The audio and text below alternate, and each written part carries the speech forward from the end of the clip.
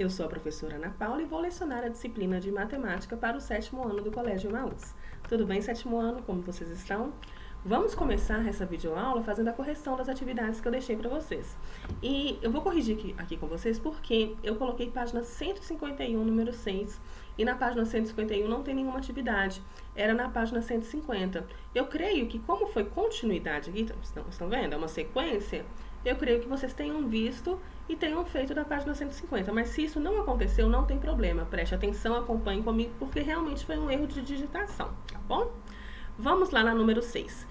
Em um jogo de tabuleiro, cada participante deve lançar 2 dados comuns, um azul e um vermelho, multiplicar por 3 o número obtido no azul e subtrair do resultado o dobro do número obtido no dado vermelho. Olha que interessante. Se o resultado final for positivo, o peão deve andar para frente, se for negativo, para trás. Olha aqui, se ele tirou esses 2 dados aqui, como que seria a pontuação dele? Eu vou multiplicar 3 vezes 4, menos 2 vezes 5.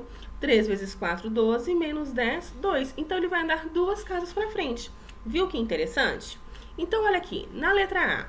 Chamando de A o número obtido no dado azul e de V o número obtido no dado vermelho, copie entre as expressões algébricas a seguir aquela que corresponde à quantidade de casas que um peão deve andar em uma jogada. Ficou muito fácil, gente.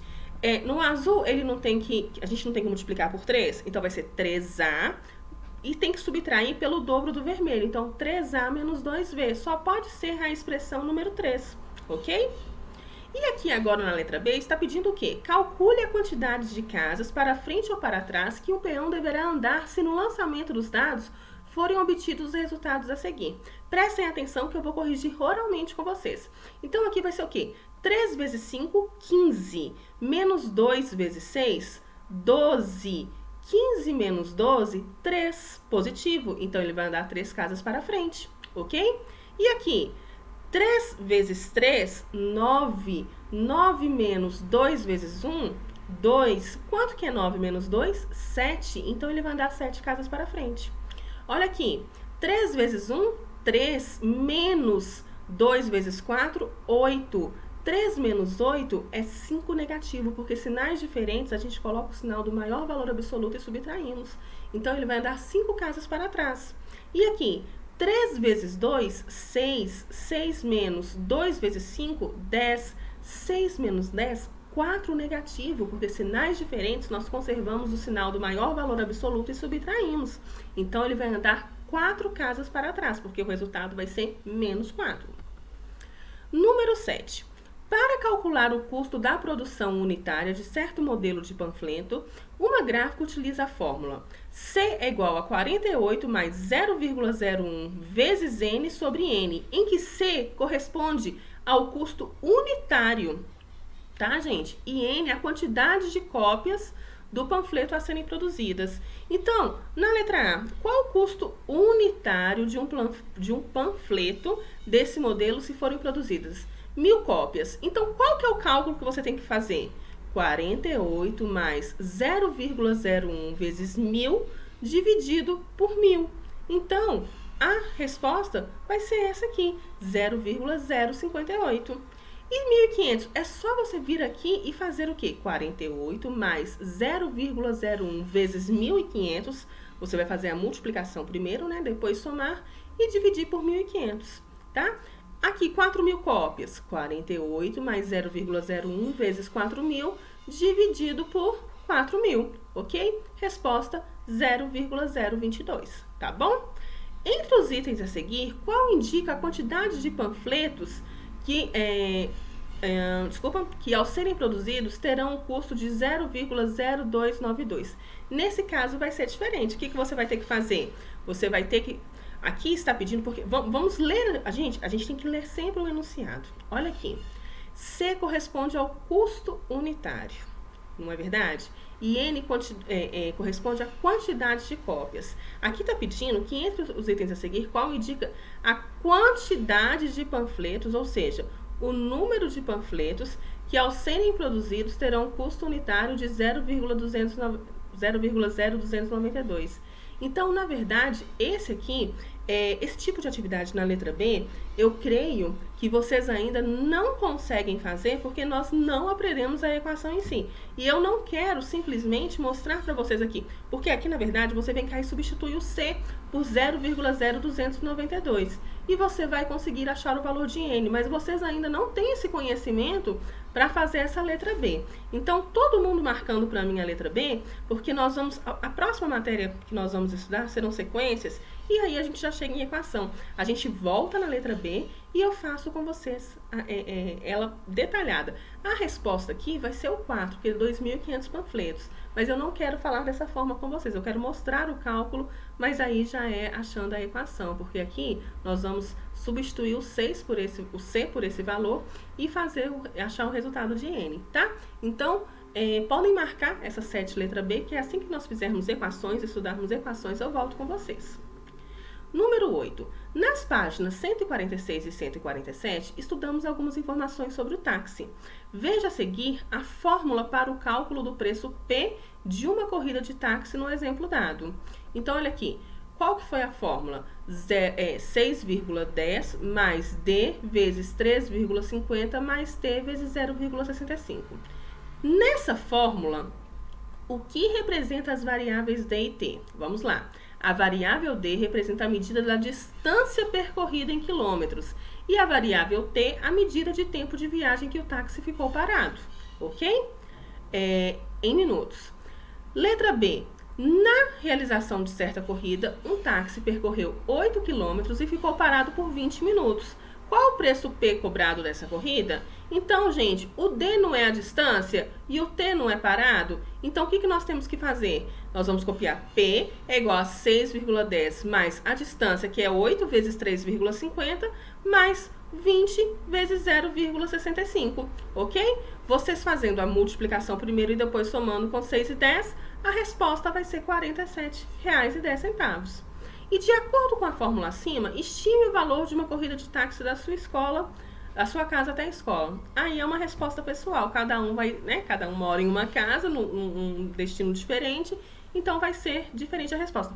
O que eu quero que vocês entendam, gente, que simplesmente nós vamos pegar aqui esses valores e colocarmos aqui no lugar das letras e depois só fazer a multiplicação, né, desses dois e somar com 6 e 10. Aqui você acha 47,10, ok? Número 9.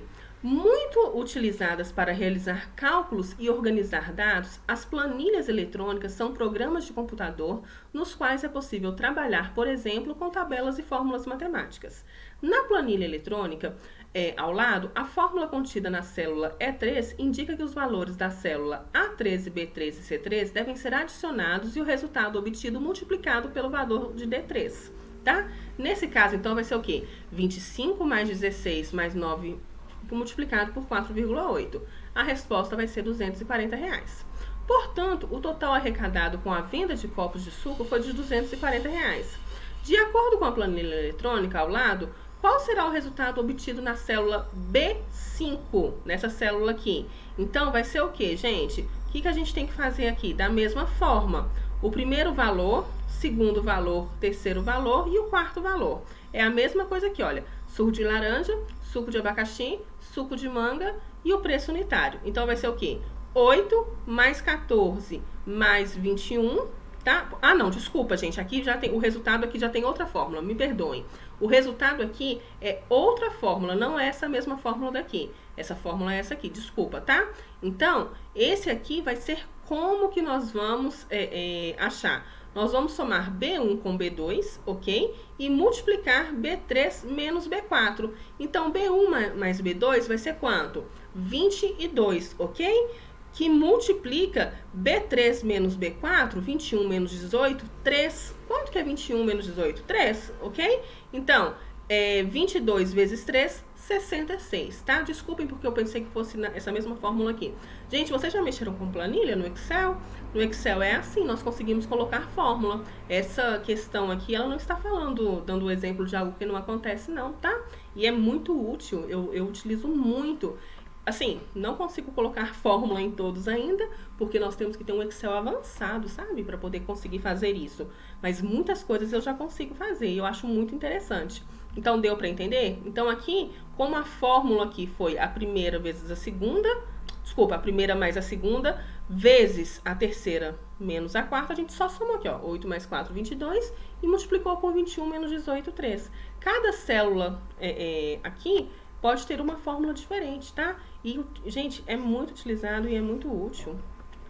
Número 10. De acordo com as fórmulas apresentadas na página 151, estime a medida das alturas quando adultas das pessoas indicadas no quadro ao lado. Lembram, gente, que eu passei a fórmula para vocês e mostrei como que a gente faz? Aqui eu vou deixar só a resposta. Eu acho que esse aqui ficou tranquilo, tá?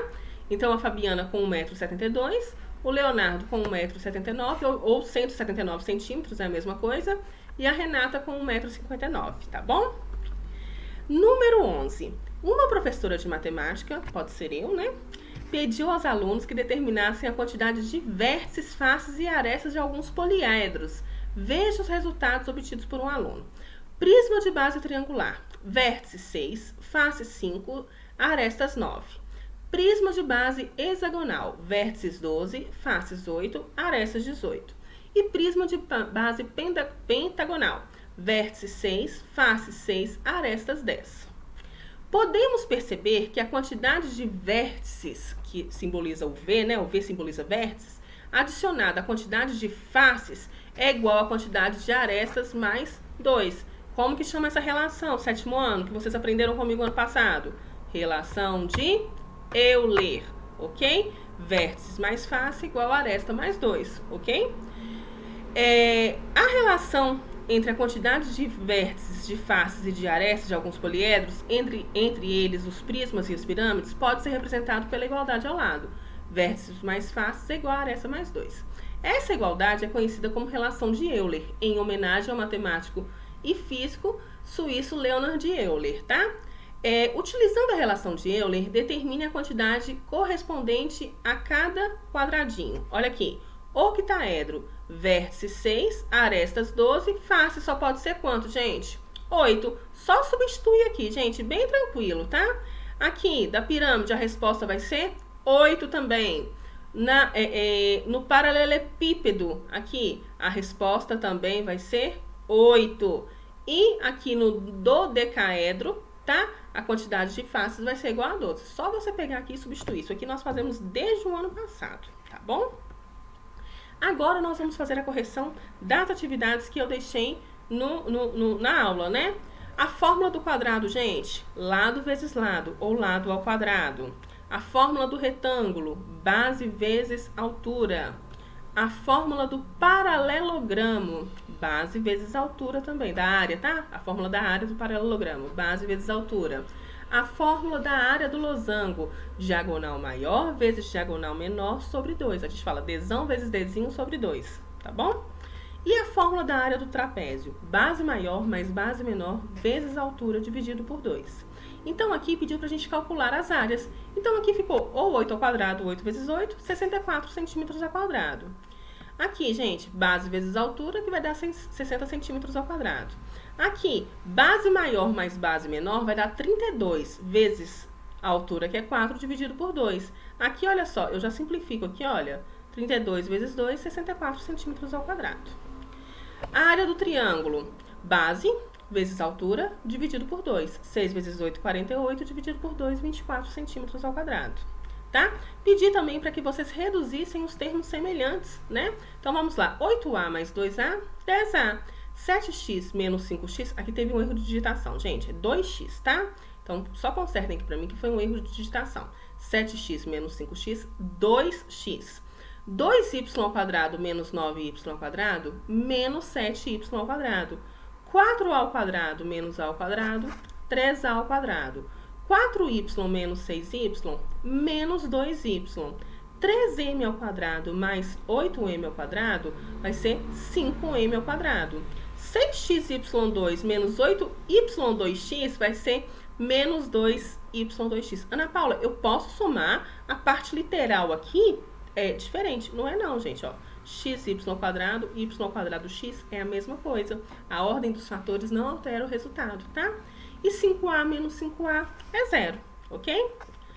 Nós vamos dar continuidade agora ao nosso livro e falar um pouquinho sobre as sequências, tá bom?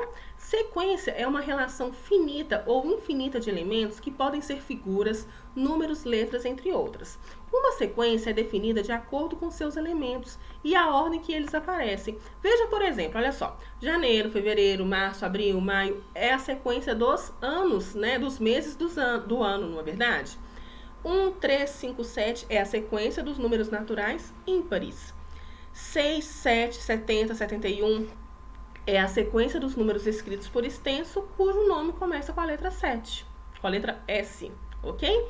Cada elemento de uma sequência recebe o nome de termo, tá? Primeiro termo, segundo termo, terceiro termo, ok? Quando a sequência possui uma regra de formação, ou seja, quando a obtenção de cada um de seus elementos, dos seus termos, obedece determinado padrão ou regra, podemos obter os próximos termos.